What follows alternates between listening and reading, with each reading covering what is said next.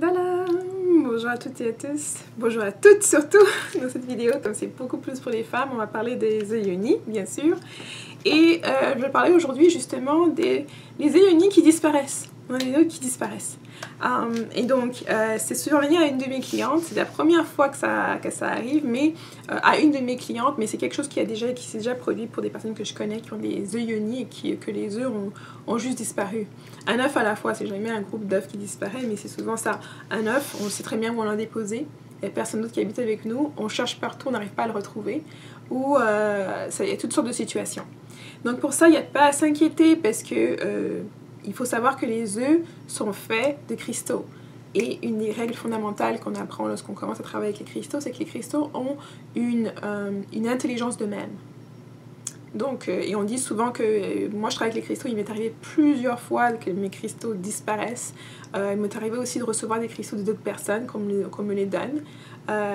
Donc, c'est pas quelque chose à avoir peur, c'est pas quelque chose d'extraordinaire non plus. C'est que souvent, il y a plusieurs raisons pour lesquelles les cristaux vont vous laisser.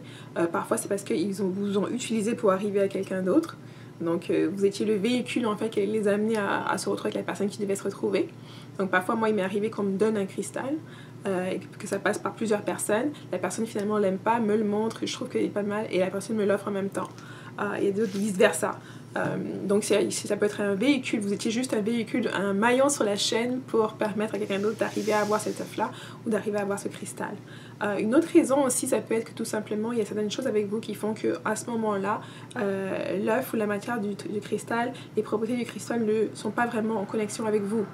Donc là, je vous demanderai de regarder c'était quoi le genre d'œuf que vous aviez, c'était quoi l'intention que vous aviez pour travailler avec l'œuf, et puis comment est-ce que vous avez abordé ça. Moi, je dois dire une chose, et je le répète, et je pense que je vais continuer de le répéter, de le marteler, c'est qu'il est important de se connecter avec l'œuf. L'œuf, de ma perspective, l'œuf est un outil spirituel. C'est pas un outil juste sexuel, c'est pas un outil inerte, c'est pas un objet inerte, décoratif, etc. C'est vraiment un outil spirituel, un outil qui va vous aider. C'est pas un outil qui va faire le travail pour vous. Et parfois, en ayant des discussions, on peut se rendre compte qu'il y a cette perspective de certaines femmes qui pensent qu'en achetant un œuf, en ayant un œuf, c'est l'œuf qui va travailler, c'est l'œuf qui va tout faire. Moi, je m'assois là, l'œuf me nettoie, fait tout ce qui... Non!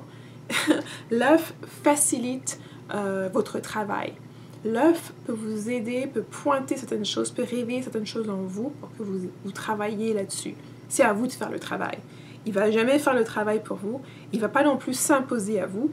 Et lorsque vous jouez souvent à ce petit jeu, ce jeu où une minute vous prenez en main, vous voulez faire le travail, et puis la minute d'après, vous ne voulez pas, vous avez trop peur, vous complexez. C'est quand vous faites toujours des va-et-vient, des va-et-vient, l'œuf il peut se dire, écoute, moi je vais avec quelqu'un qui veut travailler, avec quelqu'un qui est plus sérieux. Ça peut être une des raisons. Après, il peut y avoir d'autres raisons où, par exemple, votre utérus, votre vagin, il peut y avoir des choses qui se passent là-dedans que vous n'avez pas encore pris soin d'adresser. Okay? Ça peut être une des raisons pour lesquelles l'œuf ne veut même pas se rapprocher. Là, l'œuf veut partir de l'environnement. C'est parce que aussi, il faut... Moi, je vous ai dit, j'ai fait un cours qui s'appelle le cycle sacré. Et dans ce cours-là, ça parle vraiment des choses qu'il faut savoir avant d'introduire l'œuf. Il faut savoir par rapport à vous-même. Prenez le temps de vous connaître vous-même. Prenez le temps de comprendre comment votre cycle a un impact sur votre vie et comment gérer ça et comment est-ce que l'œuf va s'inscrire dans ce cycle-là. Okay? C'est pas juste quelque chose qu'on va au supermarché, qu'on achète et qu'on utilise comme ça. Il faut prendre le temps de se connaître, il faut prendre le temps de savoir, d'avoir une intention précise. Il faut prendre aussi le temps de voir si l'œuf qu'on a choisi est vraiment l'œuf qui est opportun pour ce qu'on veut faire. Donc parfois on peut être appelé par un œuf en particulier, le voir, le ressentir, le retourner, revoir son image, etc., etc. Et ça va être l'œuf qu'on va choisir.